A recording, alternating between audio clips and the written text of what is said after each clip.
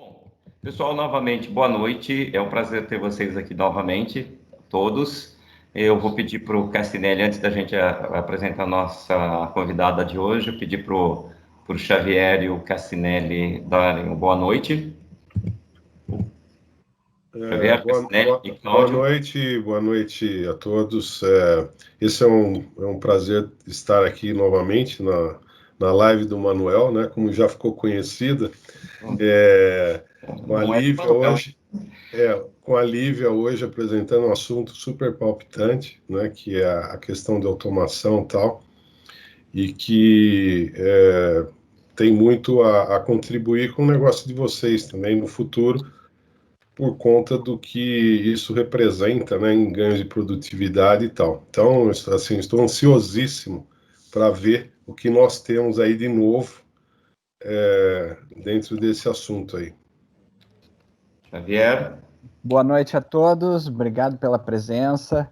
Eu agradeço especialmente a Lívia por participar, aceitar o nosso convite. Então, Cassinelli comentou essa questão das tecnologias digitais, né? Sempre é uma dúvida, que tecnologias são essas, para que servem, como é que eu uso no meu negócio? Mas a minha empresa é uma empresa tradicional, isso não se aplica, e a gente está vendo que isso não é verdade, muito antes pelo contrário. Então, estou louco para ouvir as experiências aí da Lívia, os desafios que ela tem e os avanços que ela já conseguiu com a sua equipe colocar em termos de tecnologias digitais. Aí, muito obrigado mais uma vez, Lívia. Imagina, eu que agradeço o convite, pessoal. Prazer. O Cláudio está aí também? Ô, Manuel, estou aqui. É que a rede aqui está meio ruim esses dias. E a chuva foi pesada em São Paulo ontem. Então eu estou devagar aqui, eu não estou colocando nem imagem, para não perder os coisas. Você está com a mesma operadora de como é que se fala, de internet do Cassinelli. Melhor vocês trocarem. Brincadeiras à parte. Aqui é claro. Bom, claro. Bom, Lívia, agora eu vou falar um pouquinho sobre a Lívia, tá? A Lívia é responsável pela área de inovação digital da Braskem, né? E tem como missão desafiar a estratégia da Braskem, é isso? Desafiar com base nas tecnologias digitais e preparando para as novas tendências. A Lívia é formada em Engenharia Química pela Universidade Federal de Uberlândia e tem especialização em Gestão de Produção pela Unicamp. E trabalhou também na área de automação da Braskem. Eu acho que foi a partir daí que começou esse negócio de digital. Digital, como é que você chama isso? Tem um accent um pouquinho diferente. A gente costuma falar, a área aqui dentro a gente chama de Digital Center, né? Ou então Centro Digital, tem a versão em português também, sem problema nenhum. Bom, você quer que eu conte um pouquinho da minha história, Manuel? Eu quero que você conte um pouquinho da tua história, de como é que você estava na Braskem, e depois eu queria, assim, o que é digital, né? O que é digital, o que isso vai mudar a nossa vida daqui para frente, né? E o que as empresas, como é que elas fazem para se preparar, né? Porque as empresas, como é que as empresas grandes, as empresas médias e empresas pequenas, né? Vamos pergunta, ver como é que você quer começar e bem descontraído. Legal, vamos lá. Bom, como o Manuel falou, eu sou graduada em Engenharia Química, né? Eu sou de Uberlândia, eu sou mineira. Eu moro hoje no sul de Minas, em Itajubá, né? Então, estou em casa também. E eu me graduei em 2009 e comecei a trabalhar na Braskem já como engenheira de automação em 2010. E aí vocês perguntam, né? Tá, por que você é engenharia química e trabalha com automação, né? Mas a gente tem uma vertente bem delimitada, assim, e desenhada na carreira do engenheiro químico, que é para lidar justamente com técnicas de controle de processos, né? Então, verificar se os seus controladores estão posicionando bem as válvulas para atingir objetivos relacionados à temperatura, à concentração, à pressão, enfim, todos esses fenômenos aí das operações unitárias que o engenheiro químico conhece na base. Eles são usados como fonte de informação para você configurar bem controladores, sejam eles básicos ou avançados. E aí, eu sempre estive, quando eu fiz graduação, eu sempre estive envolvida com iniciação científica nessa área, e aí foi natural para mim esse caminho de começar a trabalhar com automação. E aí eu trabalhei, então, em 3 plantas diferentes da Braskem. Trabalhei na PE7, na PP3 e na Q3. Na verdade, talvez os códigos aqui não sejam muito claros para vocês, né? Fica mais fácil. Eu trabalhei na planta de polietileno do ABC Paulista, ao lado da PQU. Eu trabalhei na planta de polipropileno de Paulínia, perto de Campinas, e trabalhei na planta de químicos básicos, também na PQU. Na PQU em si, né? Trabalhei lá dentro, eu acho que a PQU todo mundo conhece, né? Lá no polo petroquímico do ABC. E aí, depois disso, eu migrei para a área transversal de automação, então eu virei uma focal de indústria 4.0, que foi aí que começou essa minha jornada para falar de novas tecnologias, porque coincidiu com a época que a Braskem criou o Centro Digital. O Centro Digital ele é super jovem, é uma área que foi criada em 2018. E aí, nessa época, ele já foi criado com essa intenção de ser o acelerador da transformação digital dentro da Braskem, mas sem ser dono de nada, né? Então, o Centro Digital fornece metodologia e ciência de dados, desenvolvimento, para conseguir rodar as iniciativas de todas as áreas de negócio. E aí eu, como integrante da automação, virei a porta-voz do assunto, né? E a ponte direta de comunicação com o Centro Digital pela automação. E aí eu fui para esse cargo mais transversal para conseguir fazer toda essa abrangência na nossa área. Bom, e aí agora, em junho, né, eu tive essa oportunidade, a pessoa que liderava o time de inovação digital saiu da Braskem para uma outra oportunidade muito boa para ela, e aí eu tive a oportunidade, então, de assumir a liderança essa coordenação do time de inovação digital. Hoje o time tem 3 pessoas, uma estagiária, 2 analistas. A gente está com uma vaga aberta, contratando outra pessoa agora, que é um buraco que a gente está preenchendo também, de uma pessoa que saiu em maio. É um time que trabalha puxado, pesado, porque aí eu começo a definir aqui o que é essa história de digital e aí explicar o que a gente faz, né? Isso, né? Até para entender, assim, ó, a gente tem assim, o pessoal está mais acostumado com o termo indústria 4.0. Digital a gente começou a ouvir com vocês. Então, sim, vamos lá. O que é isso? O que é um... Quando a gente fala de transformação digital, no geral, quando você delimita para a indústria, você tem a indústria 4.0 é o termo mais óbvio que existe, né? O termo indústria 4.0 ele surgiu na Alemanha em 2011, né? Pela ACATEC, que é uma organização das empresas alemãs, e ele na verdade veio com o objetivo de definir as tecnologias que estavam causando grande impacto, grande mudança no setor industrial. E aí foram criados lá, se eu não me engano, são 8 ou 9 pilares de tecnologias que abrangem a indústria 4.0. Então tem analítica avançada, né, ciência de dados, impressão 3D, cybersecurity, conexão wireless Wi-Fi, e aí tem uma série de outras que eu não vou me lembrar todas agora, mas são 9 grandes tendências de tecnologia que o grande ponto aqui que a gente está vivenciando é que todas elas estão ficando cada vez mais baratas e cada vez mais potentes, e todas elas amadurecendo juntas, né? Então a gente está vivenciando uma época exponencial de desenvolvimento dessas soluções de indústria 4.0, porque está tudo cada vez mais acessível, mais fácil, mais disponível e com maior potencial de processamento, né, de armazenamento, e o custo disso está muito baixo. Em relação ao que era 20 anos atrás, por exemplo, né?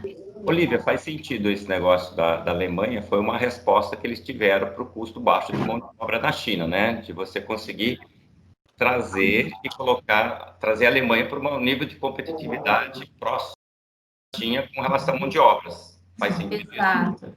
Sim.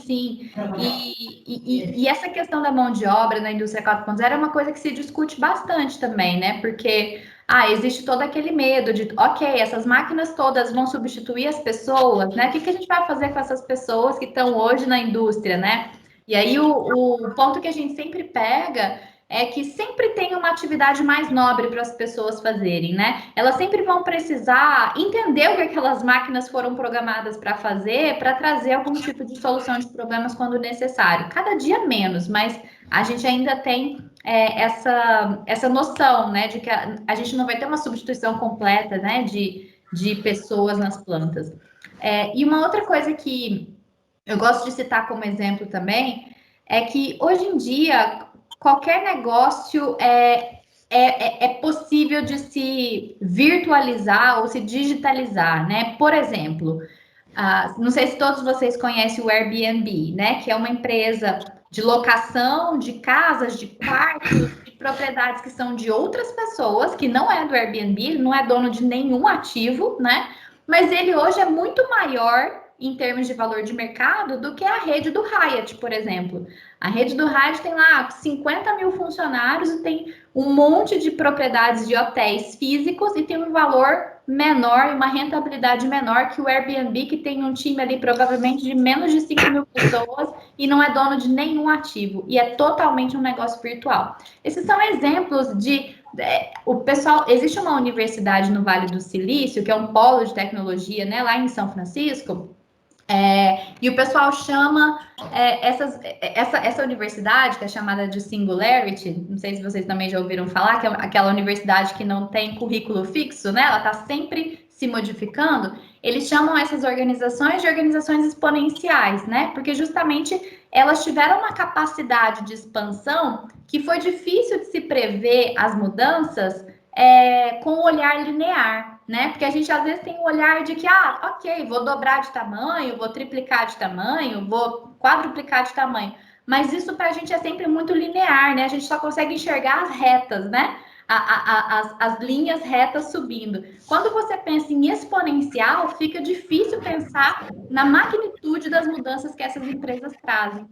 E a gente, como empresa petroquímica, a gente não está, como que eu posso dizer, protegido, né, de algum tipo de disrupção. Está todo mundo ameaçado hoje em dia. Então, se a gente não olhasse para essas questões de transformação digital, a gente ia perder o bonde, né? A hora que você vê o bonde passou, alguém provavelmente conseguiu ver antes de você e te derrubou, né? E isso é bem crítico, porque assim, estar numa empresa petroquímica que tem plantas, a PQU, por exemplo, que foi fundada em 1972, né? E trazer digitalização para esse ambiente é um desafio gigante, é um desafio muito maior do que, às vezes, nascer como uma empresa de tecnologia, né? Nascer já na época do tech, né? Então, eu costumo dizer que a gente desenvolve um músculo digital mesmo, porque a gente precisa olhar do zero como é que a gente vai fazer cada coisa.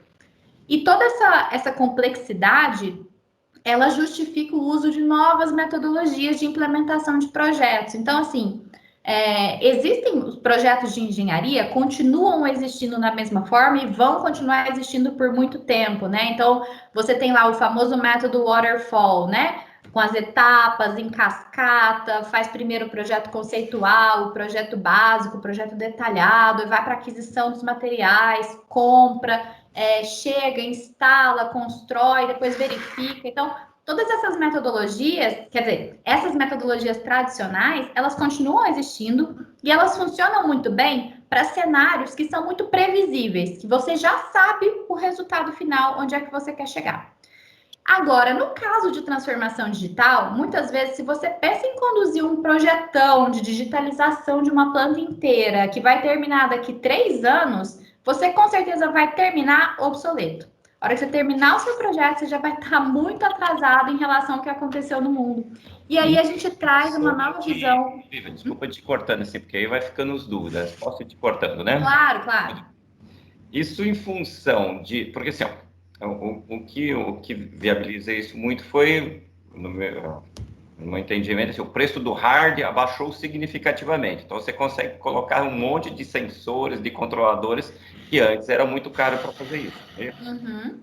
Aí, então, você faz. Então, essa obsolescência em função de novos hardwares colocando ou novas formas de se programar, de se entender isso? Também. Quando a gente fala de novas metodologias de projeto, eu estou querendo trazer o aspecto do ágil, né? E aí o ágil, que é um termo que está muito em alta também, mas que existe já há algum tempo e que foi criado pela indústria de software, né? Ele está sendo aplicado em diversas áreas, não apenas em software mais. E essa agilidade, ela vem da capacidade de você se adaptar frequentemente ao que está acontecendo no mundo lá fora, para prevenir que quando você termine seu projeto, seu projeto esteja já desatualizado, né?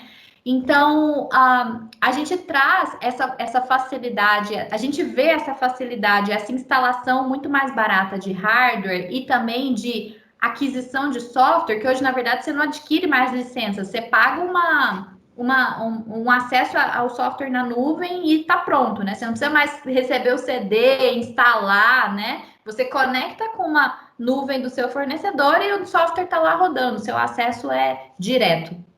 E então essa facilidade toda e esse preço que caiu muito, Manuel, nos deixa muito vulneráveis a adquirir tecnologia pela tecnologia, o que é um erro muito grande.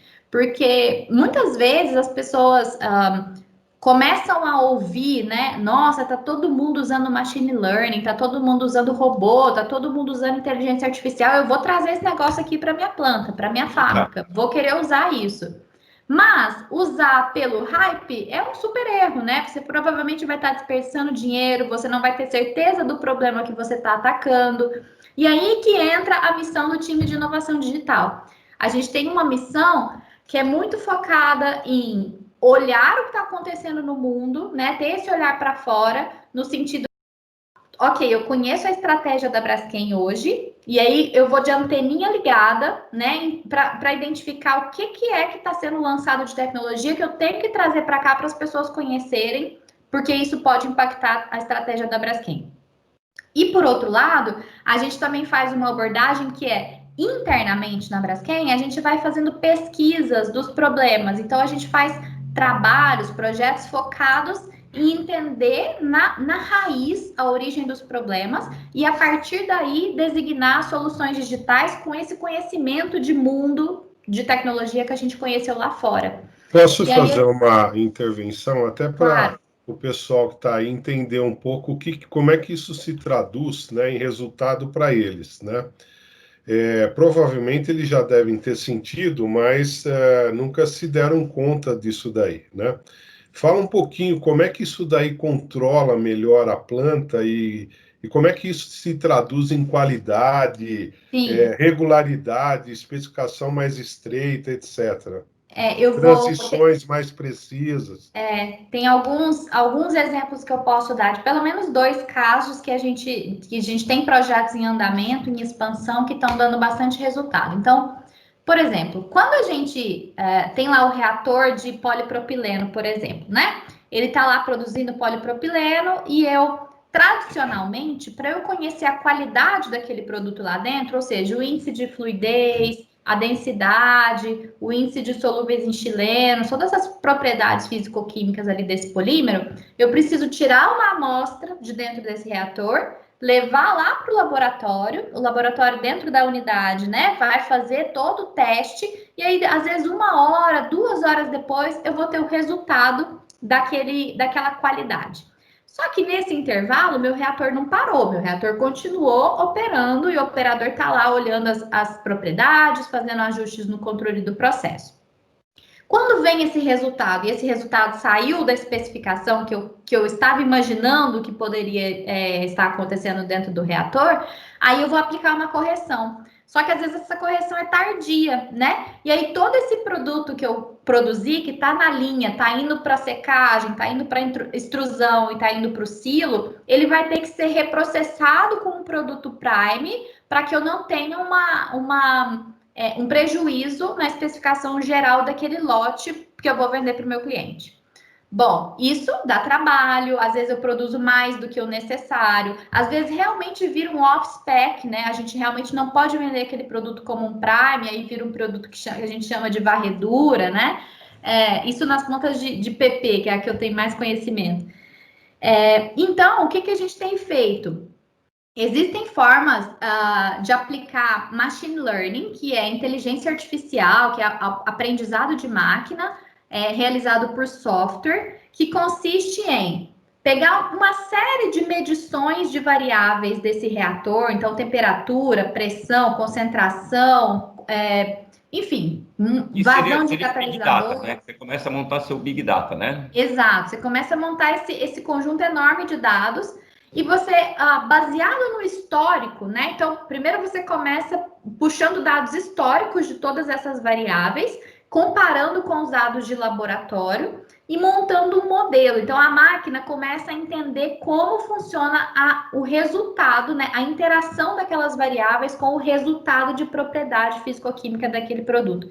Uma vez que eu monto um modelo que representa bem aquela interação, eu coloco ele para rodar online. Então, ele começa a ler em tempo real o que está acontecendo e me responde quanto é que está aquela propriedade, sem que eu tenha que levar esse produto para o laboratório e esperar o resultado 1, 2 horas depois. E eu consigo fazer as correções em tempo real, ou até mesmo fechar essa malha e configurar essas configurações, essas modificações, essas correções automaticamente, né? Então, eu aumento ou diminuo a vazão de catalisador, de cocatalisador, de hidrogênio, de matéria-prima, enfim. Então, tem esse case que a gente chama de analisadores virtuais, é justamente por isso, porque a gente virtualizou, a gente digitalizou a tarefa de análise de propriedade físico-química daquele polímero. Lívia, A gente não deixou de fazer, a gente continua fazendo com uma frequência mais baixa. Agora, a gente não precisa fazer com tanta frequência mais no laboratório.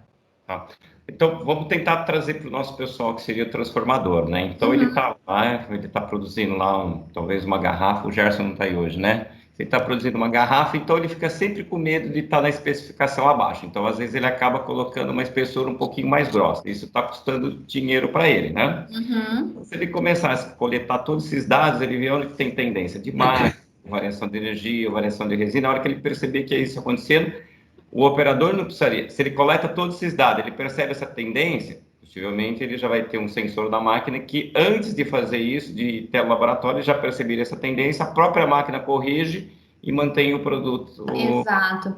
E essas medições, elas também estão sendo realizadas nas extrusoras, não só nos reatores. E porque a gente tem duas medições diferentes, né? Às vezes, você, depois da reação, você ainda tem os aditivos, então isso altera um pouco as propriedades daquele polímero lá na extrusão. E a gente também tem especificação específica para a extrusão. Então, está sendo também aplicado nas variáveis ali daquele processo mais físico, né? Que é o processo da extrusão.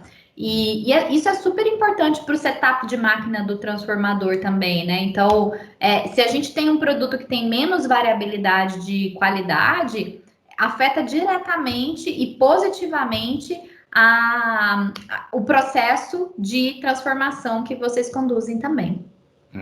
Legal. Então, aquela quantidade que o Cláudio Pessinelli Xavier tinha que fazer, ficar lá pegando a pellet, fazendo IF, já começa a perceber, antes de chegar na extrusora, dele pegar, mandar para o centro como é que fala? Controle de qualidade. Ver que estava errado, já tinha passado lá 1 hora, já tinha produzido lá 30 toneladas, né, Xavier? Então, isso ela já vai percebendo no reator, depois na extrusora, e ele já corrige automaticamente o reator. Tudo numa tela de computador agora, né? Joia, hoje não precisa mandar mais amostra para o Euclides, nosso amigo lá do laboratório, né? Ele está vendendo vinho agora. Aí...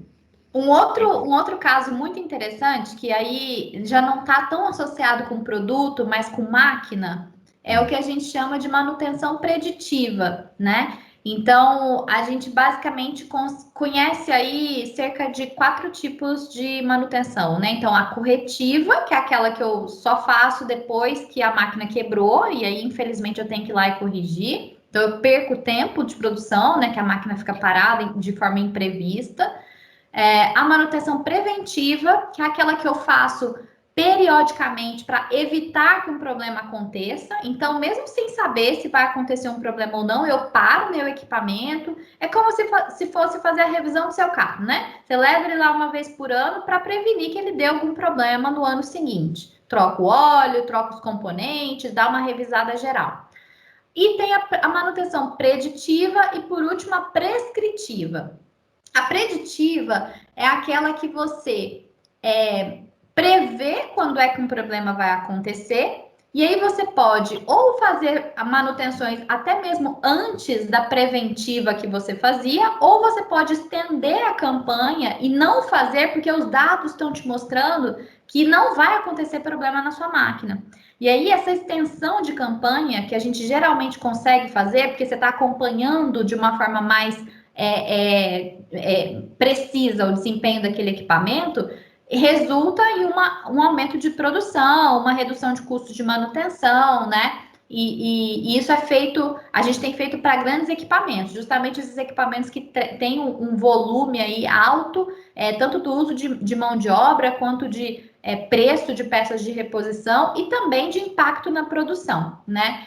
Então, esse case de manutenção preditiva é bem similar ao que eu falei com relação ao de qualidade, é baseado em dados. Então, eu pego uma lista histórica de quantas falhas e quando elas aconteceram naquele equipamento, eu pego o histórico das variáveis de processo daquele equipamento. Então, como é que estava a vibração do motor, a temperatura do enrolamento, as vazões, enfim, as condições até atmosféricas. Às vezes a gente tem medidores que medem a temperatura atmosférica nos dias, né?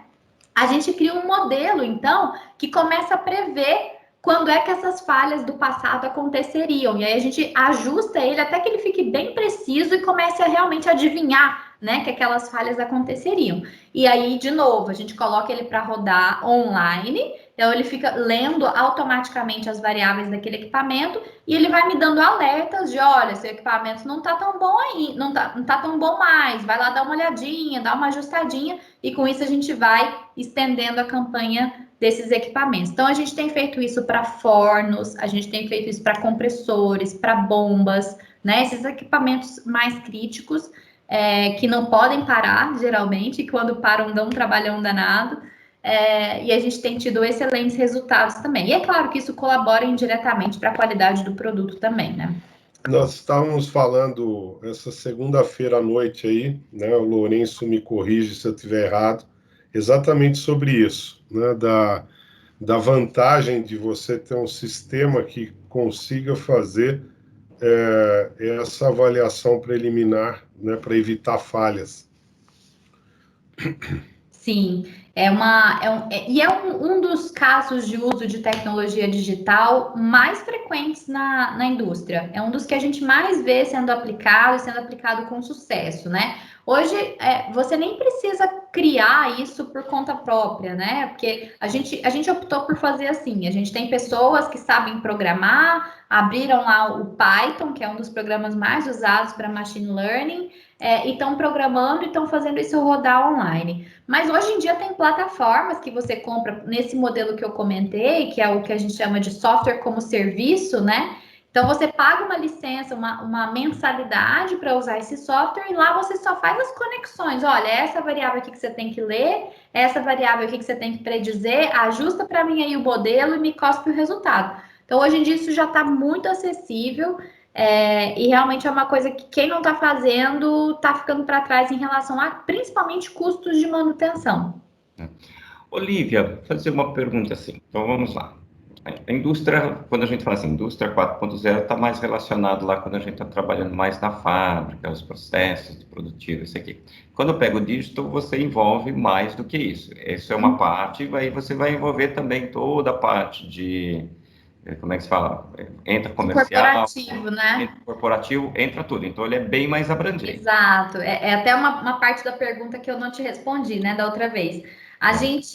Quando a gente fala de transformação digital da indústria, tem essa parte da indústria 4.0 e tem toda a parte do que a gente chama de back office, né?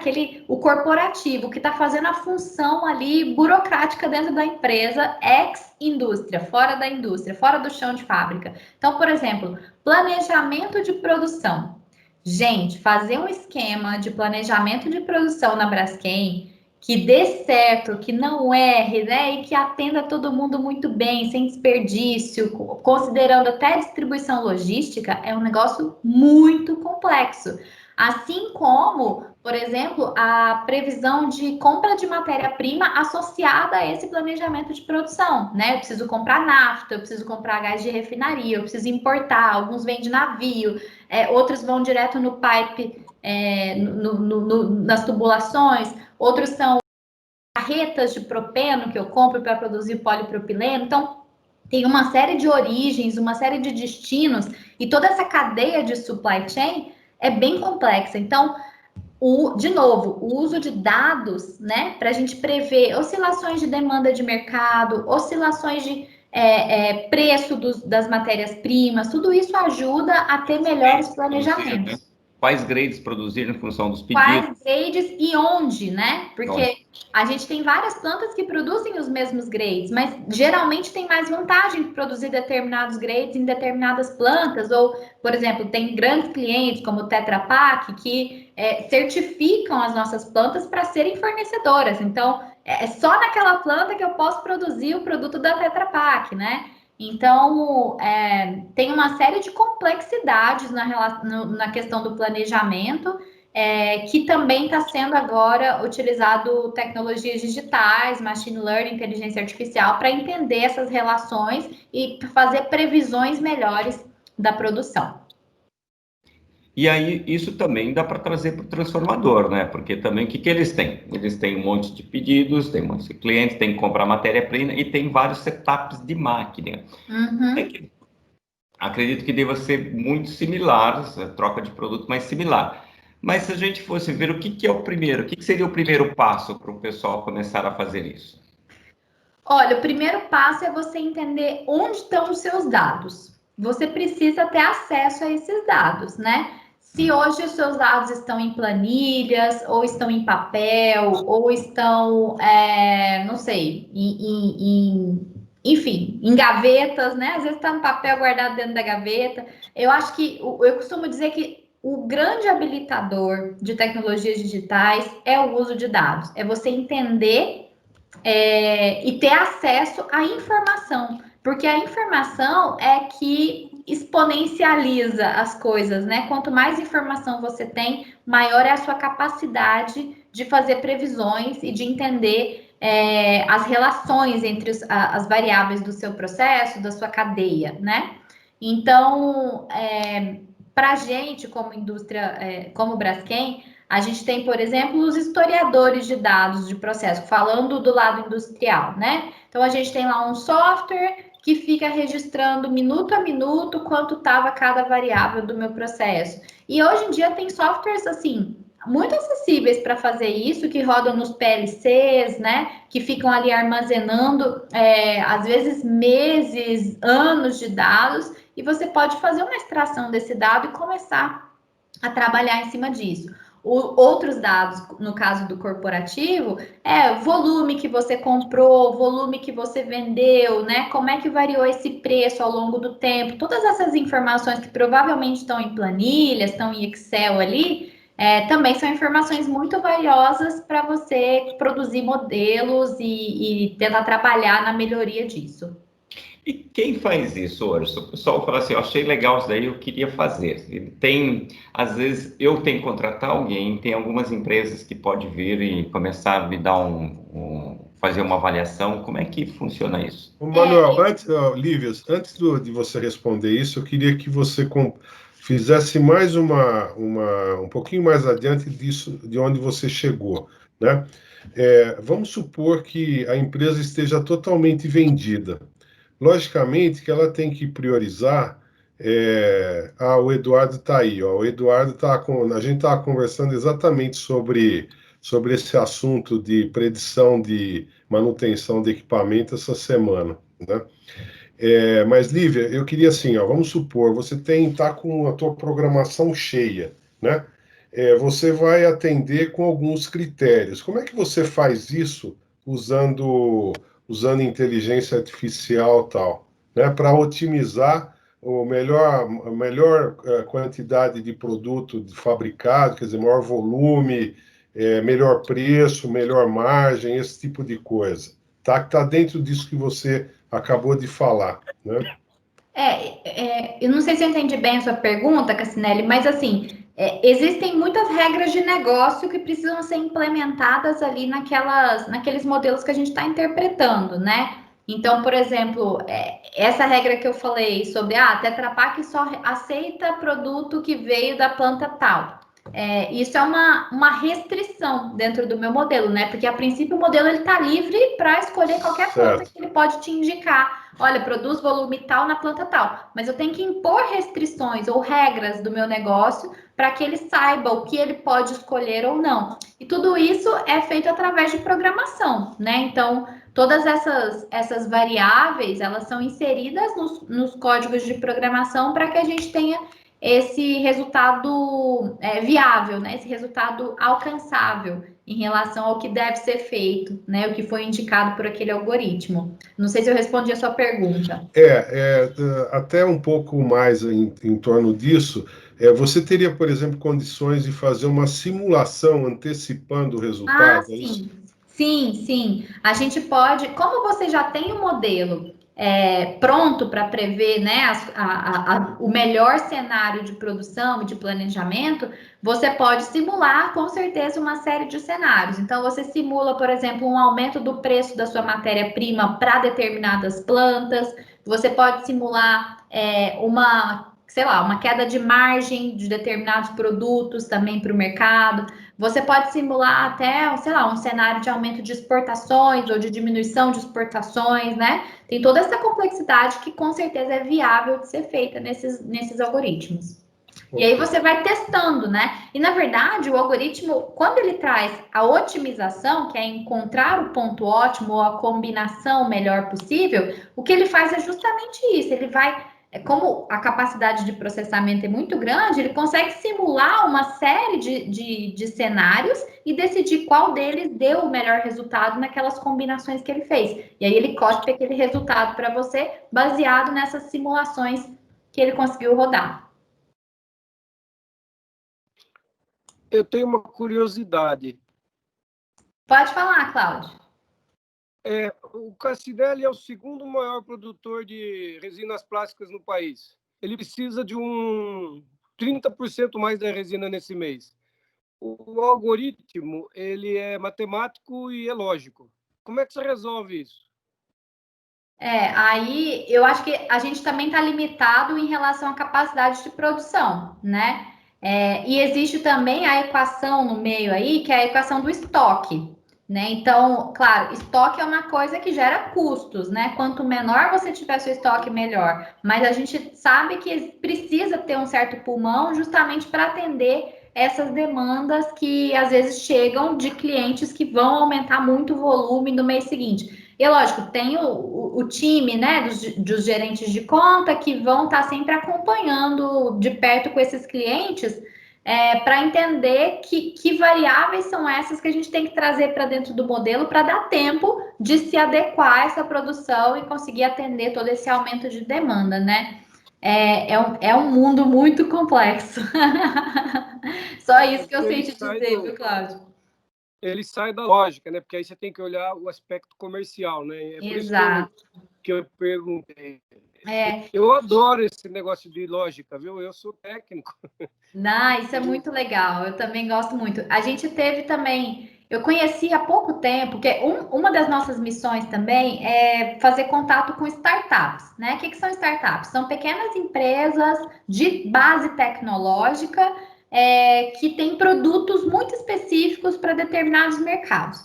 Então, esses dias a gente teve contato com uma startup que tem acesso a uma base de dados de mais de 3 bilhões de dados de mercado, de tendências de consumo, de preços, de tudo que você imaginar, e não só do petroquímico, sabe? Mundial. E aí, o que eles conseguiram fazer? A gente mandou para eles como foi o nosso volume de produção no ano passado. E eles conseguiram prever quanto é que a gente ia produzir, eles previram com uma precisão muito boa quanto é que a gente ia produzir. Então, o gráfico que a gente mandou para eles, eles conseguiram reproduzir com os dados que eles tinham, só observando com a lógica, né, do machine learning ali, da inteligência artificial, quanto é que a Braskem produziria. Isso está cada dia mais acessível, cada vez mais disponível. Isso traz muito benefício, né? Você vai acertar quanto você vai produzir, você acertar quanto você vai vender, reduz muito o desperdício de recursos aí na cadeia toda, né? Tá no mudo, Manuel. Manuel, tá mudo. Voltou? Pronto. Ainda bem que você está conseguindo ler lá nos sinais. A gente teve aqui, a gente trouxe uma pessoa, acho que foi da Google, hoje ele está na Microsoft também, e acho que também trouxe uma pessoa de inteligência artificial. E o que você está me dizendo assim, a gente começa a linkar as coisas. A partir do momento que, teoricamente, eu como consumidor final, lá, eu dou umas informações, e bilhões de pessoas dando informações, essas informações sendo coletadas, aí eu pensei que isso aí serviria só para algumas empresas, mas isso, teoricamente, no futuro, tendo todas essas informações, consegue, no futuro, saber até o que a Braskem vai produzir de cada grade. Exato, exatamente. E Aliás, tem algumas tecnologias hoje que exploram imagens de satélite, porque hoje os satélites conseguem fazer imagens muito precisas, né? Então, eles conseguem, usando as imagens e detectando onde é que estão surgindo indústrias novas, onde é que se está usando energia solar, onde é que tem, sei lá, negócios estratégicos. Por exemplo, pátio de concessionária. É um negócio gigantesco que dá para ser visto pelo satélite com a maior facilidade do mundo. Então, você consegue ver, por exemplo, quanto é que a concessionária tal está armazenando no estoque dela de carro. Será que isso pode te indicar alguma coisa? São dados. E aí, dado, gente, é o novo petróleo. Não sei se vocês já ouviram falar essa frase, mas dado é o novo petróleo. Tem um preço, um valor muito alto ter acesso a dados. É bom, Isso por não exemplo, corre um problema de risco de você ficar olhando o quintal do vizinho? Isso aí pode Sem dar dúvida. Não tem regulamentação. Não tem regulamentação para isso. Com certeza isso vai ser um problema daqui a pouco, viu, Cláudio? Pode falar, Xavier. Então, eu vi esses dias uma startup que com satélite eles fazem avaliação do crescimento ou decréscimo de áreas de vegetais. Então, dá para calcular o valor de mercado de carbono. Isso vai regulamentar, vai facilitar avaliações para fazer crédito de carbono. Então, tem os caras estão... que vem para o bem, né? Que é esse caso.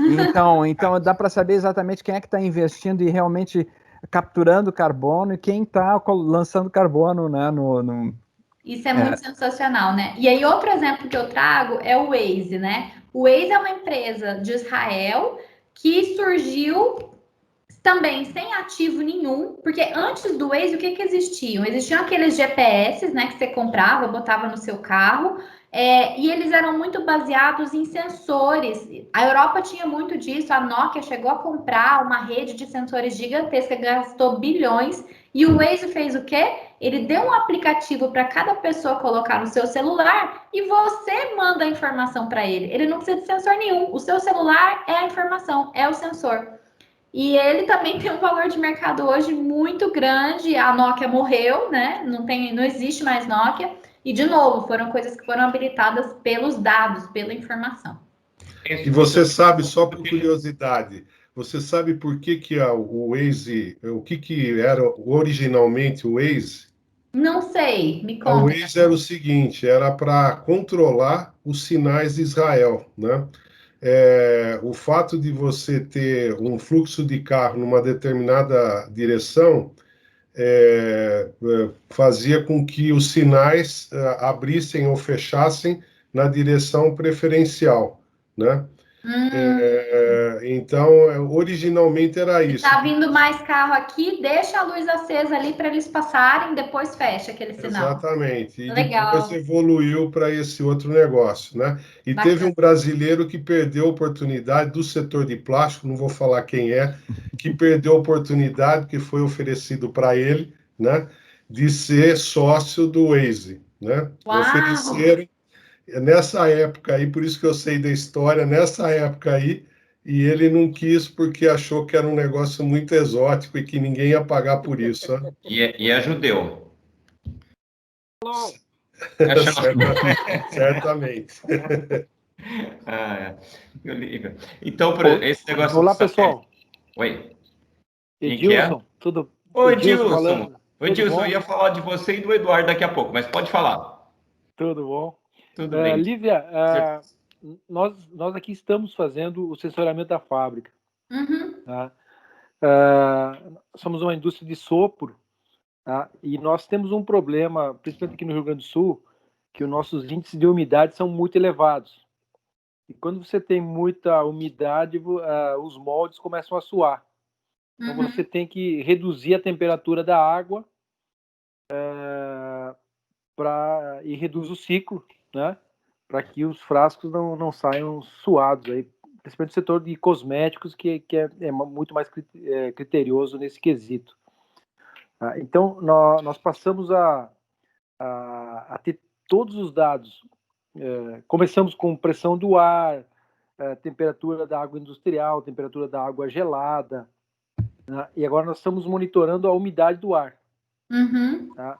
E a partir dessa umidade do ar, nós vamos começar a controlar automaticamente a temperatura da água gelada, para que Demais, Edilson, muito bom. não ocorra esse problema. Tá? E agora nós estamos indo um pouquinho além. Nós estamos climatizando para tirar a umidade, secando o ar do ambiente, da fábrica, para você poder baixar a temperatura, baixar a produção e fazer caixa. Sim. Tá? Então, esse que o que hoje nós estamos apanhando aí com análise desses dados coletados. Tá? Se depois puder me passar alguma dica de algum software, alguma coisa assim mais acessível. Legal. Vocês têm coletado onde esses dados, Edilson? São tudo sensores colocados em vários pontos da fábrica, né? E estão sendo armazenados. E aí você vê num programa no seu computador esses dados? Exatamente. Como é que nós implantamos isso? Com um estagiário de engenharia mecânica, tá? Com profundo conhecimento, e fazendo seu trabalho de conclusão de curso. Bacana. Eu acho que para os colegas aí é uma boa dica, tem que essa gurizada tá voando baixo. E tem que deixar eles voarem, né, Edilson? Não, exatamente. Tem que dar. E assim, eles são muito seguros e buscam os menores preços. Esses sensores aí você dá risada com relação ao valor que é cada um. Aí compram as placas, fazem as placas dos sensores. É uma coisa fantástica. Tem uma plaquinha hoje bem conhecida, chama Raspberry Pi, que o pessoal tá fazendo festa com ela, né? Dá para programar muita coisa. Exatamente isso. Oi, Edilson, aqui é Eduardo da Ecomaster. Tudo bem com você? Boa noite. Tudo bom, Eduardo? Oi, Edilson. Eu queria te indicar 2 produtos nossos. Um é um anti-fog e o outro é um supressor de umidade, né, que a gente chama ele de EcoDry. Eu não sei se já fez teste com algum produto desse lá, mas eles vão regular bastante a sua umidade lá. Né? Pode ser que melhore, você tem que controlar ainda, mas pode ser que se resolva muito bem esse seu problema. Certo. Tá ok. Já vamos fazer as conexões aí. Vamos fazer a conexão. Eu vou vender conexões. Eu passo o contato de um para o outro depois. Tá ótimo. Legal. Obrigado. Agora, olha uma observação. Olha uma observação bacana que o Edilson falou, né? Olha, a gente está sensoriando a planta, por quê? Porque está suando a garrafa. Suar a garrafa é um problema para o meu cliente, né? Essa visão do problema que eu tenho que resolver, né? Para depois buscar a tecnologia é super importante. E é isso que a gente faz dentro da Braskem, porque às vezes a gente tem essa busca muito ativa por tecnologia sem saber exatamente qual problema a gente vai resolver, sabe? Justamente por achar que está na moda, porque tem que implementar, e às vezes não precisa, às vezes é uma mudança no processo de trabalho, num posto de trabalho que você tem que alterar, ou um ajuste de máquina que você tem que fazer, né? Mas depois de talvez ter explorado outras soluções e não ter conseguido algo efetivo, você tá, não, ok, agora é hora de instalar sensores para a gente entender o que está acontecendo aqui, né? Então, isso é quando você pensa em inovação, né? Pensar no problema, e o problema tem que ser a sua paixão, né? Você tem que se apaixonar pelo problema para depois buscar uma solução e não se apaixonar por soluções, porque se você se apaixonar pelos sensores e daqui a pouco eles estão obsoletos, você vai ter muita resistência em trocar aquilo, mas você continua tendo seu problema de evitar essa umidade. Então, isso é bem bacana de trazer assim como exemplo. E a ideia é que com esses dados... Ele soa dentro do saco quando você põe ele ou dentro da caixa? É isso, os frascos? Não. É no molde. No molde. O molde, tá? O molde, Entendi. ele... se eu estou com uma umidade muito alta, tá? Eu estou operando com uma temperatura de água gelada na faixa de 12 graus, Sei. Vira uma molhaceira no molde. Tá. Tá? Você tem recursos de você... só que a sopradora, ela é uma área muito aberta. Tá? Ciclos rápidos de injetora, você seca o ar da unidade de injeção e você consegue aumentar ciclo com água mais gelada. Tá? Mas o sopro, você tem cabeçote aí em cima, operando, você briga com as temperaturas aí aí uma com a outra, né? Entendi. E aí o trabalho nosso é que as máquinas, elas também vão se autocorrigir também, né? Entendi. Então, se nós não conseguir corrigir só na temperatura da água, tá, nós vamos aumentar ou diminuir o ciclo das máquinas automaticamente. O sistema vai ler, não, opa, a umidade do ar está baixa. Eu posso aumentar a temperatura do frio. Tá? E aí eu posso aumentar a produção da máquina. Tudo isso sem depender do pessoal para fazer a regulagem. Entendi. Oh, isso é muito legal. Você não tem perda de peças, né? Não tem perda de peça e você ganha produtividade, né? Ganha produtividade. Analisando sem ter que como é que você fala? Ligar para o gerente de produção no meio da noite porque está dando problema na peça, que era outra coisa que o digital vai melhorar, né? Exato. O Xavier, o Cláudio e o Eduardo também, acho que tinha que acordar. Não, o Eduardo acordava todo mundo no meio da noite porque o produto não estava funcionando, né? E o sistema ele dispara... Eu era acordado. Você era acordado, né, Xavier? E o sistema dispara alarme para quem está no turno. Para acordar o cara à noite. Para ir corrigir lá o problema da temperatura ou alguma coisa assim, né? Por enquanto nós estamos usando o sistema para fazer isso, né? A máquina vai corrigir sozinha. Xavier, devia ter acontecido isso daí 40 anos atrás. Quantas noites você perdeu? Olha, volta e meia, 3 da manhã, me ligava o Jones lá. Xavier, tem um lote aqui de polipropileno que eu tô com problema aqui, o que eu faço? Eu não sei se eu ponho para spec, se eu misturo com outro. Cara, 3 da manhã, bicho. Como que eu vou raciocinar, né? Não, isso eu acordar primeiro. Mas, Olívia, vai muito em função da pergunta, que o Edilson já respondeu uma parte da pergunta, tá? Então, por exemplo, assim, eu quero começar. O Edilson já começou, já está ali na frente. Mas eu quero começar a montar esse negócio. O que eu vou lá? No caso dele, ele contratou uma pessoa. A gente tem uns programas de uns doutores que a gente pode colocar. Mas aonde que eu procuro isso? Existe algum centro no Brasil que tá mais avançado nisso? Existem muito boas empresas de automação que atendem pequenas e médias indústrias, que têm soluções muito boas e até além do que de repente vocês vão precisar. Posso até pensar em alguns contatos e te mandar depois. Aliás, você vai pensar em algum contato e depois a gente vai trazer uma live com elas, né? Pode ser. Porque muitas vezes o que habilita esse uso de dados é a infraestrutura que você tem. Se você ainda não tem uma infraestrutura de sensoriamento, dessa coleta, né, de toda essa rede, né, onde você vai conectar as coisas, medir e armazenar, esse é o primeiro passo. Esse é o que você precisa habilitar na sua planta. Você precisa fazer com que essa informação possa ser extraída. Se ela não está sendo guardada em nenhum lugar ainda, você vai ter que começar a coletar e guardar em algum lugar. No programa de histórico de dados, no Excel, né? E aí, até respondendo a pergunta do Edilson, às vezes a gente subestima a capacidade do Excel, mas o Excel faz muita coisa nessas análises de dados também. Quando você quer começar a identificar padrões, tem bastante coisa que dá para fazer no Excel.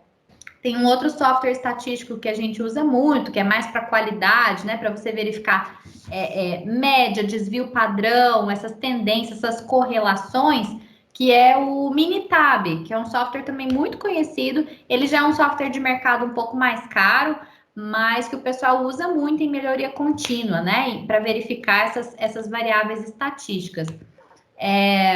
Mas eu diria que uma boa empresa de automação para fazer sensoriamento, criar suas redes e coletar esses dados é um excelente primeiro passo.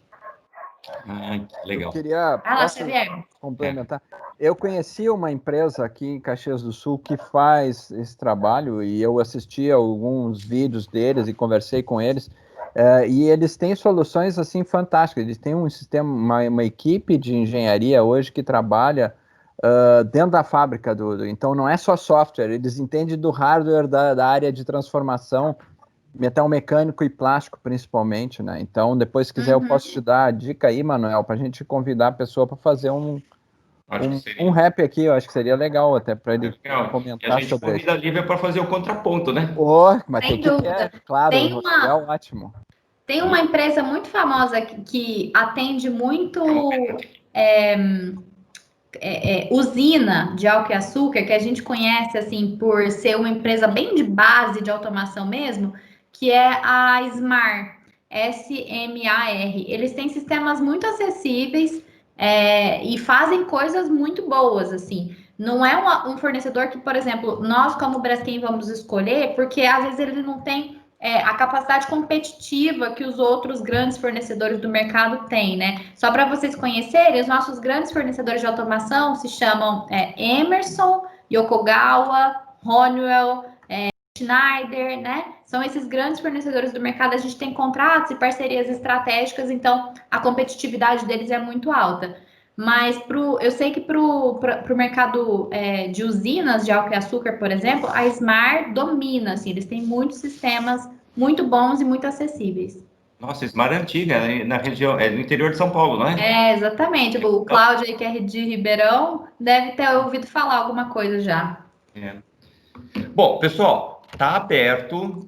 Olívia, agora se você quiser pegar a tua taça, também tá à vontade, porque até o Eduardo tá tomando lá no cantinho, que ele abaixou lá o negócio. Não, eu tô tranquila aqui. Eu tô com a minha água aqui, ó. E a comidinha mineira? Pois é, hoje eu vou ter que improvisar aqui, que eu não tenho janta, não. Daqui a pouco eu vou fazer um macarrão, que é o que é mais fácil. Deixa eu ver aqui. Pessoal, tá aberto. Eu tenho uma perguntinha, Lívia.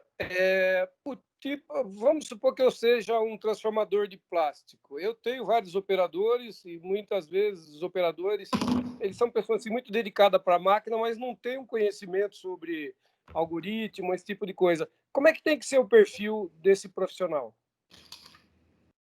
Olha, eu diria, Cláudio, que se a gente está falando de novas gerações, você provavelmente não vai ter muita dificuldade. Mas existe uma transição cultural, né, das gerações mais antigas para as gerações atuais. E aí, pensando nessa facilidade ou nesse entendimento maior desse fluxo de informações, dos dados, da conexão, né? O perfil, eu diria que a pessoa precisa ser curiosa e querer aprender. Eu acho que ela não precisa ter nenhuma habilidade técnica específica, tá? Você consegue treinar essa pessoa, né? E essa é uma das partes muito importantes. A gente tem um time hoje dentro do nosso centro digital que é focado em gestão de mudanças. Então, é um time que vai focar em entender se a pessoa está treinada, se a pessoa tá segura, né? Porque tem muita gente que fica inseguro, acha que vai ser substituído por aquela máquina, por aquele algoritmo. A gente ouve muito o que a pessoa tem para falar, para considerar o que ela... Porque muitas vezes é a pessoa que mais conhece do problema, né? E ela precisa ser uma pessoa super considerada nesse processo. Então, eu diria que é um perfil que tem que ser uma pessoa aberta a mudanças, tem que ser uma pessoa curiosa e uma pessoa que queira aprender. Geralmente é assim que a gente vê os casos de sucesso. Legal. Acho que o Lourenço... Você tocou num assunto. Eu vou confessar, depois de 20 anos, um negócio com um problema que a gente teve e que você tocou aí. E a aí? medida mais simples que existe é de fluidez. O pessoal usava para fazer um setup de reator, né? Teve um cara que resolveu que os 5, 6 minutos da temperatura lá não era muito tempo para ele no laboratório. Nós passamos 2 anos que o cliente comprava o produto A e recebia o B. Porque todo o setup de produção estava furado. Você comprava um grade de fibra, ele recebia um grade para não tecido. É um negócio de louco. Então, quando você falou desse negócio, para mim soou assim como nossa, é uma maravilha, porque às vezes as pessoas falam para pensar, mas não é para pensar como tem que ser pensado. Por isso que eu fico preocupado. Mas nota 10 esse trabalho, é maravilhoso. Obrigada, Cláudio. Legal. Que bom que você gostou. Cláudio, nós somos amigos, mas a gente pode te sacanear, né? Você devia ter perguntado pra gente, né? Pra quê? Tô brincando. O Lourenço quer fazer uma pergunta. Vai lá, Lourenço. Entender a piada, né? Oi? Porque acontece o seguinte, antigamente não tinha só a Braskem, né? Então o Cláudio era o nosso concorrente. E a gente tentava sempre passar a perna nele, né? E conseguia, lógico. Passava na gente, a gente passava nele, mas aí continuava tudo como amigo, né? Eu prefiro aquela frase, ai que endurecesse pelo perder a ternura jamais. Ô, Lorenzo. Sim. Depois tem... O Xavier tá cheio de perguntas hoje, mas tudo bem. O Xavier hoje está excitado aí. Lívia, eu nem sei se é pertinente a minha pergunta, mas uma fábrica que tem 2.000 toneladas, por exemplo, de transformação, ela chega... Está me ouvindo? Tô ouvindo. Ela chega... Eu acho que a gente tem que chegar num determinado ponto que você tem que pagar seu custo fixo. E depois disso, aí você para de vender esses produtos para vender produtos especiais. É lógico que você não pode deixar um cliente antigo que costumeiramente compra de você para não atender esse cliente. Eu queria saber se tem como a gente controlar isso digitalmente. Com certeza. Se você está falando de uma equação, né, que você precisa resolver, um problema matemático que é baseado em o seu custo fixo. E o seu custo fixo, geralmente, ele é fixo mesmo. Ele não deve oscilar muito, né? É uma variável que tem aí uma previsão. Não oscila. Não oscila. Então, assim, é um custo que está ali fixo, é um volume mínimo que você tem que vender para atender sua carteira de clientes, para cobrir aquele custo fixo, e aí um lucro a mais que você quer alcançar através da venda de produtos especiais e aumento da sua margem, né, no geral. Então, é uma equação de otimização, né, de quanto eu posso produzir para atingir um resultado interessante, desde que eu não interfira em outras variáveis do negócio, né? Como os custos variáveis, que às vezes aumentam aí com esse aumento seu de volume de produção. Então, tudo uma equação matemática que consegue ser resolvida assim. Mas como tem algum instrumento digital que eu possa controlar isso? Nesse caso, eu acho que a gente está falando mais de um programa de computador que vai rodar esse algoritmo, essa otimização e vai te sugerir algumas opções, sabe? De quanto você poderia produzir. Nesse caso, eu acho que a gente não está falando de instrumento. Nesse caso, o Preactor... errado, mas eu acho que sim.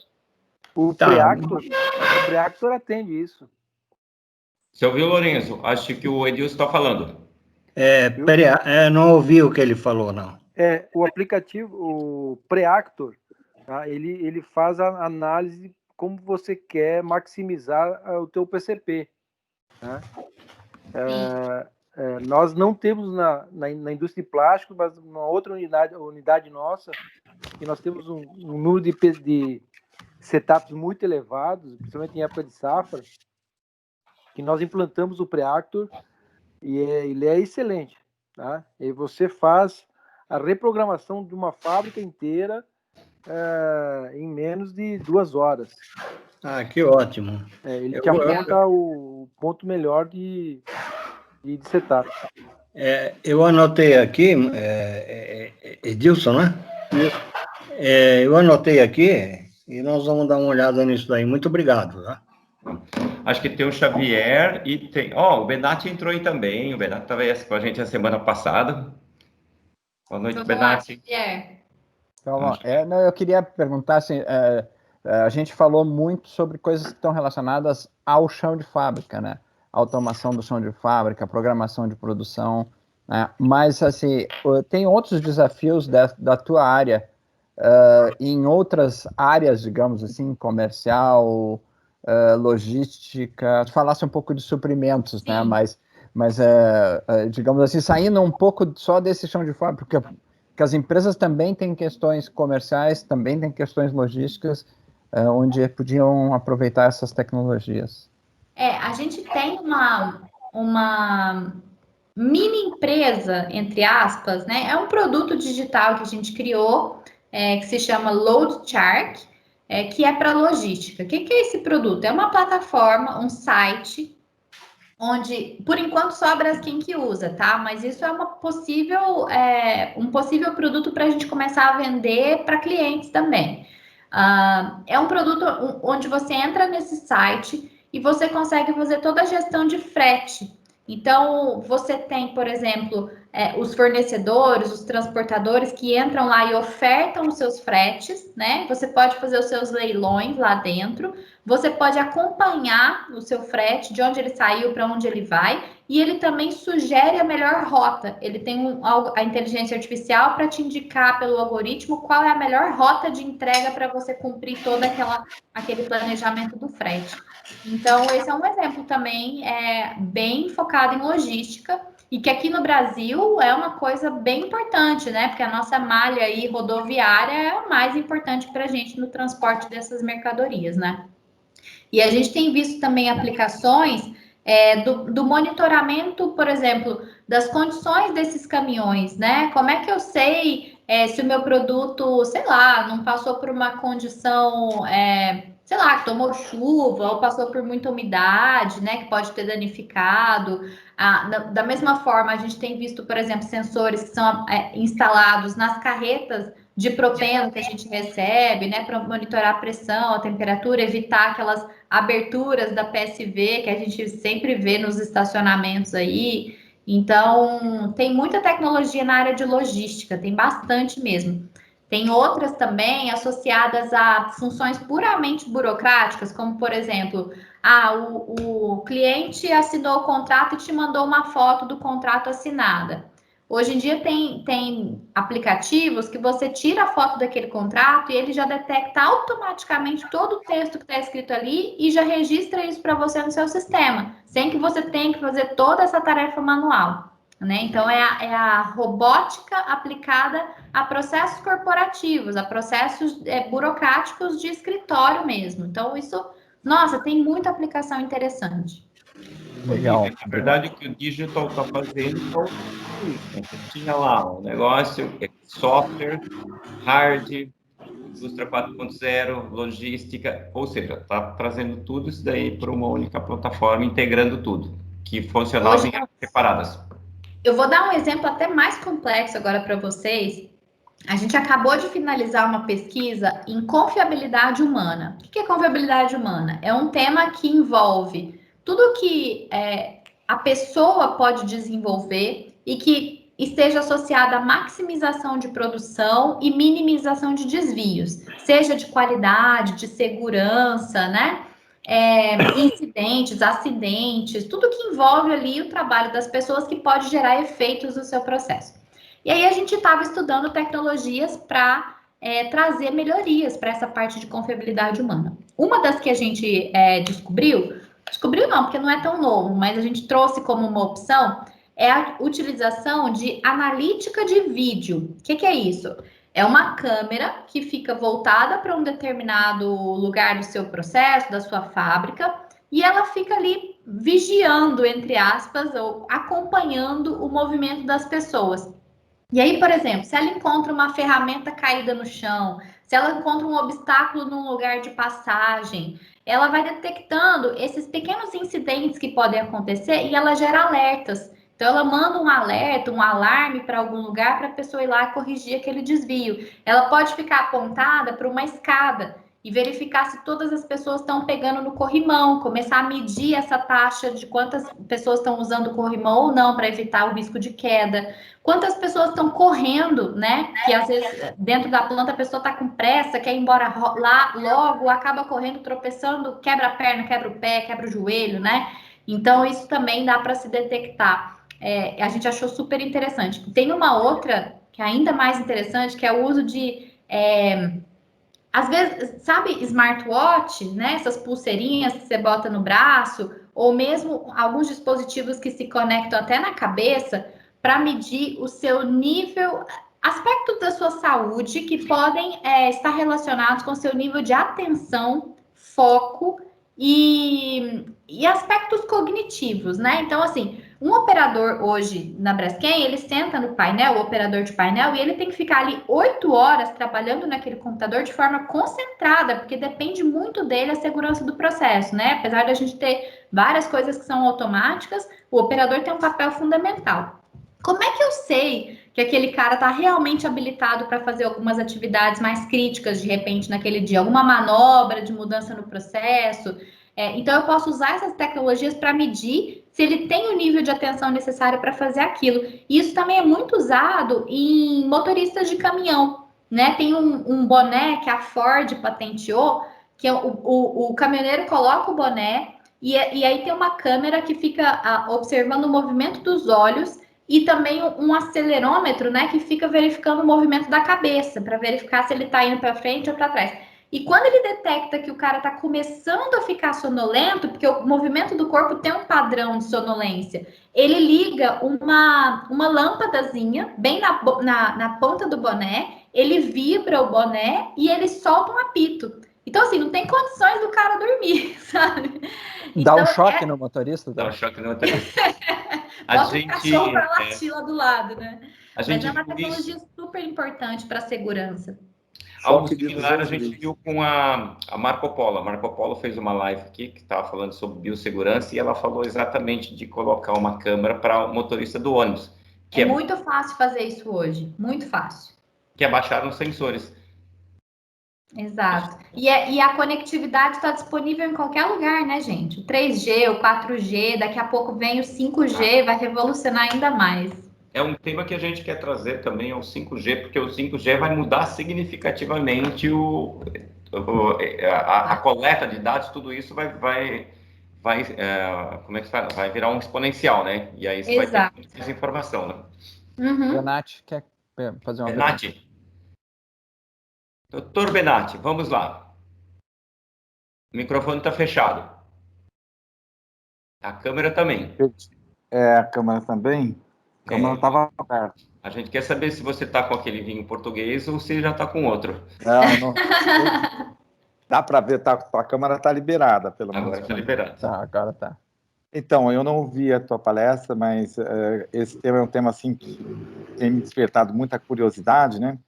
Eu, inclusive, lancei, lembra, Cassinelli, uma ideia do imunopassaporte, né? Uhum, sim. Queria registrar digitalmente toda a carteira de ciclo de vacinação da concepção à morte da pessoa. Você ter a tese era da saúde é minha, cuido eu, né?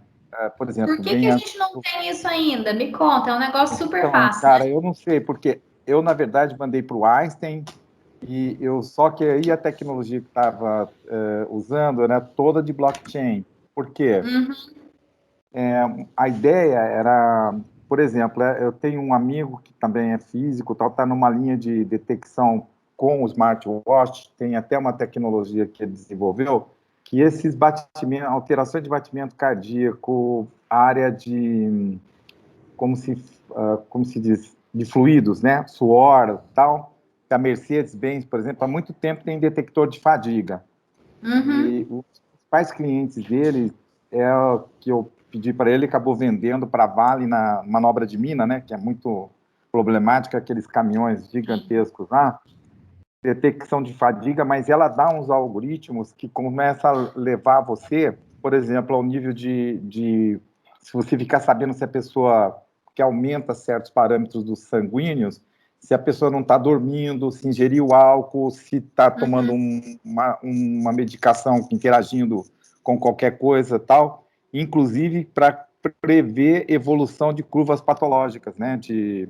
Não só de déficit de atenção, até fadiga, aquela parte da fadiga de aquele desligamento automático do cérebro. E esse smartwatch dele, depois vou passar para o Cassinelli o endereçamento aí, foi uma mega de uma tecnologia. O que eu ia te perguntar é o seguinte: essas estruturas para mim, o imunopassaporte, que veio por causa do Covid, seria uma ideia de melhorar o planejamento de saúde e saúde negligenciada. Por exemplo, se você pegar e passar todos os dados, né, da pessoa, e ela foi inserindo exames e não sei o que tal, as máquinas podem organizar por base de complexidade. Basicamente, hoje você não tem problema de memória, você captura, organiza, indexa os algoritmos, né? E a ideia minha era essa daí, no Imunopassaporte. A gente fez até um filminho, né, Cassinelli? Você lembra do filme do Imunopassaporte? E a ideia era usar o blockchain para esse modelo, e daí você conectava, né? O prontuário médico do sujeito, com o sistema de previdência, com o Ministério da Saúde. Quer dizer, você, com blockchain, você conecta... Toda a rastreabilidade, né? Aí eu ia te perguntar, as soluções de tecnologia com blockchain, porque eu já fiz estratégia para banco, e a gente usa muito, por exemplo, esse sistema de robô que lê contrato, antes que a gente mandava contrato com marca d'água, para ver se a pessoa não fraudou a integralidade do contrato. Os robôs leem, e eles, inclusive, fazem pesquisa de matrícula do bem que é dado em garantia, depois liga com o sistema de gravame, né, para você não... Se você financia um automóvel e tal, e está usando muito esse sistema. E você acredita que todas essas funções como jurídico, as funções de back-office, RH e tal, você acha que elas vão sumir do mapa com... Porque as eu acho que elas, por exemplo, vão sumir, são capazes elas de não vão montar sumir. A gente fez no banco algumas... Quando teve a fusão do Santander com o Banespa, a gente tinha 21 mil causas trabalhistas. A gente fez uma análise de léxico, de análise de discurso, e percebeu que 70 e poucos % daquelas 21 mil causas tinham determinadas linhas de como foi construído o conflito, como ele entrou para a judicialização e tal, né? E os robôs conseguiam sugerir para os advogados as pautas que mais eles sabiam que os juízes iam minimizar o impacto. Não, só que depois a gente ficou com uma discussão qual era o limite de bioética e de ética social para fazer um negócio desse, né? É isso que eu ia te perguntar, porque esse filme aí que está na Netflix, lá das redes, né, da crítica às redes, eles colocam muito sobre essa questão, ou seja, a discussão de identidade soberana, né? Que você, com certeza, como é a tua área, você deve ter ouvido muito. E eu pensei muito no imunopassaporte, que os sistemas de trava de informação seriam através do conceito de identidade soberana. Então, eu ia te perguntar, como é que você vê isso? De usar a base, porque, por exemplo, você está ouvindo se alguém está dormindo no caminhão, certo? Isso aí é um ponto da relação funcional. Mas lá você pode detectar grau toxiológico do motorista, você pode detectar curva cardíaca, tudo que você quiser, e esse meu amigo faz isso. Ele quer vender esse dado para quem, sabe? Aí você fica pensando, qual o limite da ética? Eu acho que o que a gente precisa pensar agora e observar agora, que é o que a gente tem em mãos, né, Benatti, é a LGPD, né, que chegou para justamente trazer essa proteção para as pessoas, porque e agora todo site que você entra tem um aviso de cookies, olha, você está deixando um rastro aqui, você aceita? Aceito, e essa informação vai ser usada por alguém e vai ser muito bem usada por alguém, né, tanto que os anúncios que você vai receber vão ser super personalizados. Então, eu acho que tudo tá agora em volta de você verificar se você não está, né, ferindo alguma coisa da LGPD, e aí trazendo para os nossos casos industriais, por exemplo, eu tenho certeza que quando a gente for começar a testar, por exemplo, essa questão de analítica de vídeo, a gente não vai poder identificar as pessoas. Isso é muito claro para mim, assim. Você não vai poder dizer quem foi o fulano que subiu a escada sem segurar o corrimão. Eu vou ter uma estatística de que 5% das pessoas que subiram aquela escada não seguraram o corrimão, né? Então, isso é bem crítico. Até assim, tem outra tecnologia também que está sendo muito utilizada nas plantas, não nas nossas ainda, mas a gente tem visto muito fora do Brasil, que é até dentro do Brasil também, que é você ter o GPSzinho em cada pessoa para você saber onde é que ela está na planta, até para não como fiscalização ou como monitoramento, mas para produtividade, para entender onde é que a sua mão de obra está sendo mais utilizada, onde são as áreas que as pessoas mais frequentam e, consequentemente, é onde eu tenho que minimizar o risco. Mas eu não posso identificar a pessoa uma por uma. E outra, quando a pessoa vai ao banheiro, eu tenho que criar uma área cinzenta ali. Eu não posso saber quantas pessoas estão no banheiro, no vestiário, essas coisas que não estão associadas à rotina de trabalho dela, sabe? Então, é normal que você crie uma área achurada ali, que ninguém saiba o que está acontecendo lá dentro. Então, são questões super delicadas e que agora eu acho que, para o bem, a LGPD tem que ser olhada e a gente precisa realmente atender tudo que for necessário ali, porque eu acho que ela vem proteger as pessoas em relação a isso e contratar, né, essas autorizações. Então, você aceita? Beleza, aceitei. Tá no seu contrato, você deu a permissão para que aquele dado seja utilizado. Então, acho que é mais ou menos por aí, viu? Agora, Benatti, muita gente quer usar isso, por exemplo, ele vendeu lá para algumas empresas, inclusive para empresas de ônibus, por exemplo. O Cassinelli acompanhou essa discussão uma época. Eu lembro que eu compartilhei com você, Cassinelli, lá do... Desculpa que eu me perdi, a gente chama as pessoas pelo apelido, Fernando Coelho, porque a gente chama de Rabbit, Fernando Rabbit, porque tem e essa questão da identidade soberana é uma coisa que me preocupa, porque no banco, por exemplo, a gente vê que a base de dados das subcamadas, por exemplo, dá para você usar para fazer planejamento de consumo, ver tendência de compra de produtos, né? É um valor muito alto, né? O valor da informação, do dado em si, né? Dessa questão do dado e do blockchain mesmo, né? De você integrando os dados e você vai minerando camadas que você quer. Essa questão aí que você falou de análise de cinese e microcinese, que é movimento, também é muito discutida em termos éticos, né? Mas desculpa, já gastei o tempo demais aí, mas é um ponto que eu acho qual é o limite de usar a informação numa linha transcendente, né? Para exercício de poder, autoridade sobre alguém, ou controlar o fluxo da identidade e quebrar a base do que a gente chama de identidade soberana. Essa é uma dúvida que eu tenho, né? Onde vai parar?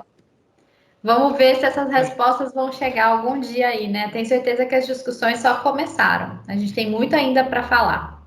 Agora, Benatti, eu sou mais otimista com relação a isso, porque se a gente pega assim, lembra quando começou as câmeras de velocidade, todo mundo reclamava, mas no final do dia acabou reduzindo um monte de morte das pessoas. Eu posso dizer que eu era assim, eu dirigia, Xavier, sem comentário, Xavier, por favor, nessa parte. Ô, Manuel! E aí o que me reeducou foi quando eu fui morar fora, e foi essa questão das câmeras, porque você sabe que você tem. Então, isso daí, será que, talvez, isso é para uma outra discussão, tá? Não é para a gente responder. Será que já não vai deixar uma sociedade um pouquinho mais equilibrada, mais séria, mais justa do que a gente tem? Porque você sabe que mesmo que você não está usando cidade, sabe que está sendo acompanhado, as pessoas começam a se cuidar um pouquinho mais, né? Ô, Benatti, é a conversa de hoje à tarde, né? A hipocrisia do americano controlada por leis extremamente rigorosas, certo? Agora nós vamos entrar no debate filosófico. Hoje à tarde no almoço sobre isso. Mas esse ponto da identidade soberana, eu vi uma discussão do Yuval Harari lá em Davos, por exemplo, que foi gravado sobre... Ele criou uma polêmica lascada lá com relação à base temática do Homo Deus, né? O livro dele, da tríade dele, que ele fala de uma parte de um conhecimento, de uma consciência, ultraconsciência sobre você, daquela que nem você tem sobre si mesmo. Sim. Das máquinas saberem, por exemplo, através dos algoritmos e modelos de predictables, até a sua linha e tal. A gente chegou a fazer isso em banco, desculpa aí, a gente chegou a fazer e depois Eu paramos. fico tão preocupado que o banco sabe mais de mim do que eu mesmo. Porque você via a rota de adesão e a rota de como é que chama? Do cliente rompeu uma relação, mas a gente tem um nome. Essa rota de êxodo, a pessoa, por que ela para de usar um cartão? Você tem um sequenciamento rítmico do que está acontecendo que vai desmobilizando o vínculo, até a pessoa deixar de usar e tal. E nós começamos a traçar as rotas críticas das rotas de evasão, porque é muito caro para você conquistar uma conta de um cliente. Eu falo, isso vale também para quem gerencia contrato, entendeu? Você faz muito esforço da carteira, depois você vê uma rota de êxodo do cliente, e às vezes você pensa, porque a tarifa está elevada, o preço, não sei o quê, e às vezes você vê muita subjetividade no atendimento, e é onde eu ia chegar também. Será, a minha grande intenção era analisar a subjetividade e intersubjetividade. Que foi essa, por exemplo, que os caras fizeram lá com o Trump e chegaram à conclusão que tais eleitores que gostam da chocolate e tal são antissemitas, certo? São correlações absolutamente não definidas, né? Mas eu queria muito um dia chegar a ter... Aliás, proposta um dia para o Soto, na área de meio ambiente aí na Braskem, da gente fazer um programa com inteligência artificial de análise de discurso. Interessante. Uma coisa que a gente viu também nesse estudo de confiabilidade humana foi que a gente poderia, por exemplo, gravar os diálogos de passagem de turno. Porque os caras têm 10 minutos para passar o turno e contar tudo o que aconteceu em 8 horas, né? E tem o livro eletrônico de turno, onde eles anotam tudo ali. Então, a gente trouxe também uma sugestão de entender desse diálogo o que está acontecendo, interpretar informações importantes e daí registrar automaticamente no sistema ou até alertar para possíveis problemas que podem acontecer baseado no que as pessoas falaram.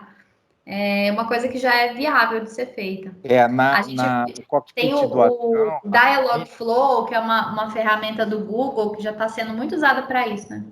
Na cabine do avião, ali na sala caixa preta e tal, né? Mas a cabine tem gravação absoluta dos diálogos, né? Tem durante o tempo todo. Sim. Eu já vi, por exemplo, análise de acidentes, onde o cara estava discutindo problema salarial, assim, super, assim, coisas que não estão ligadas na vertical, né? Do modelo o processo de vigilância da análise do discurso, né? Eu acredito muito na tecnologia, não tenho nenhuma dúvida que vai triunfar, né? E acredito também que a gente vai estar construindo uma outra base civilizatória, tudo mais, com menos a parte de ação, reação, controle e comando, né? Para autonomia. Eu até acredito, a grande função de ser no banco não é que você quer cortar os caixas, tirar tudo, é que o ser humano, como o dinheiro é um bem muito privado, você quer manipular o seu dinheiro. Então, a sensação de poder que você tem quando você mexe com o seu dinheiro, você movimenta, pega e tal, né, sem pegar, por isso que eu falo que é subjetividade e intersubjetividade. Grande parte do dinheiro que circula no mundo ninguém vê fisicamente, né? E a circulação é só transacionalidade ocorrendo através de fluxos todos eletrônicos, né? E você faz tudo através de fluxo. Entretanto, o que eu fico pensando é que tipo de civilização, né? Depois isso aqui é um papo para depois da segunda garrafa de vinho. Para outro happy hour. Qual é o Acho que Bernardo, vou deixar você completar, porque acho que o macarrão da Lívia vai começar. Mas termina, por favor. O também está pressionando. Mas aliás, você é envolvente, Bernardo, você é envolvente, você tem... É muito bom te ouvir. Faz uns 3 anos que eu fiz essa proposta para o Soto, a gente fazer uma análise de discurso para comparar realidade e percepção e o nível de congruência entre fala e ação no mundo da área ambiental. E a gente tinha até unido algumas empresas, a Natura, o Banco Itaú, tinha um grupo que estavam lá discutindo o negócio do clima de Paris, de clima, né, do contrato da COP lá. E eu queria usar de inteligência artificial. Um dia, se você me permitir, queria bater um papo com você, com o patrocínio aí do Manuel, do Cassinelli, do Xavier aí, que eu já estou sendo abelhudo, porque eu queria montar uma startup no Imunopassaporte, ia montar uma startup na InovaBrá, só para rolar essa questão de você analisar discurso, porque como que a gente vai debelar mais? Eu troco o e-mail de vocês. Claro. Sim, vamos nos conectar. Fica à vontade para entrar em contato. E-mail. Pessoal, Lívia, dá tempo de mais uma pergunta de alguém que ficou ainda ou não? Claro, dá sim. Eu não sei se o Ricardo queria fazer uma pergunta, mais uma. Não, acho que o pessoal já está com fome agora. Já estão com fome. Tá bom. Eu espero que eu tenha sido didática aí para vocês entenderem um pouquinho do que a gente faz, porque é um desafio para a gente explicar também, né? Para que todo mundo tenha acesso a essas informações e entenda, né? Às vezes eu falo, o meu teste é explicar para minha avó o que eu faço. Se ela entender, eu tô bem. Foi super, é super didática, eu adorei, achei muito legal. E eu acho que o pessoal curtiu aí também, porque fosse super didática e desse vários exemplos em várias áreas, foi muito bom. Que bom, gente. Contribuições, o Edilson deu ótimas contribuições aí também. E acho que foi muito legal essa live, foi muito rica. Essa coisa que o Edilson falou de estagiário, eu tenho falado para várias empresas, o pessoal aí sabe. Tipo, o estagiário, o cara tá louco, saindo da faculdade, tá, sabe, cheio de gás, cheio de energia, ideias novas, e, puxa, é uma baita ajuda aí. E com boa formação, né? Com boa formação. E programas também do pessoal de doutorado, de pós-doc, alguma coisa que eu acho que a gente pode trazer esse tema um dia. Mas, Lívia, acho que a gente deu uma enroladinha, a gente sempre fala que vai até 8h15, 8h30, mas a gente faz isso para não... O assunto estava bom. O assunto estava bom, né? Aí a semana passada, a gente aproveitou também bastante do Benat, então a gente vai fazendo. Mas eu agradeço bastante, eu acho que foi muito legal, acho que tem bastante, assim, eu, Cassinelli Xavier, a gente veio da Braskem, o Benat também tem muito dedo lá na Braskem, a gente acha uma empresa fantástica numa série de coisas, principalmente essa parte de tecnologia, parte de gestão e tal, então é sempre um prazer ter vocês aqui conosco, tá? Eu que agradeço. Espero passar muitos anos na Braskem também, assim como vocês passaram por aqui. A gente teve um problema, mas sempre era problema de chefia, nunca com a empresa, né, Xavier? É verdade, o problema era a chefia. Já que não dá para eu morrer com a bola quente, né? Tá certo que tinha alguns que não gostavam muito da gente, né? Alguns concorrentes e tal, mas tudo bem, né? Fazia parte da... Cláudio, isso é para você, hein, Cláudio? Você vê que ele ficou tão focado na concorrência que nem falou da chefia, né? Então tá bom. Lívia, brigadão. A gente vai gravar, a gente disponibiliza lá, a gente tem um portal lá, o Plastic Experience, então a gente coloca lá depois, tá? E a gente vai estar com contato e muito obrigado mesmo. Fique à vontade para entrar em contato. Obrigada, muito gente. Obrigado até mesmo. mais. Obrigado. Eu continuo aqui. Se a gente quiser ficar, Benat, se você quiser ficar e tomar mais uma taça de vinho, eu estou aqui. Pessoal, muito obrigado aí pela participação. Xavier já vai fazer a comida. Eu tenho que fazer Benat, você está com o microfone fechado? Não, eu agradeço. Eu vou terminar a gravação. Peraí. Deixa eu parar a gravação. Estou saindo que eu vou jantar agora, hein? Ô, Cláudio, você vai fazer a janta, né?